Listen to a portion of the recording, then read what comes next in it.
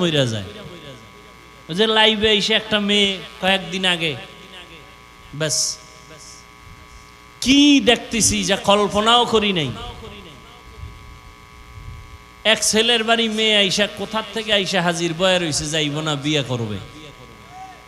এই সমস্ত এগুলো কি পরিমাণ নির্লজ্জতা আমাদের মুসলমানের ঘরে ঘরে এখন শুরু হয়ে গেছে।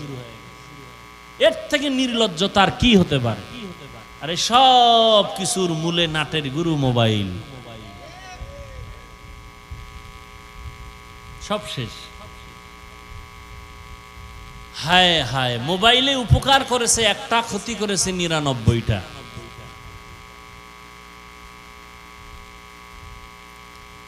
আমি তো মোবাইলে ফেসবুক জীবনে চালাই নাই। কয়েক মাস আগে চিন্তা করলাম একটু ইউটিউবে ওয়াজ মাহফিল দেখবো, সেখানেও অ্যাড আসে, মেয়েদের ছবি আসে।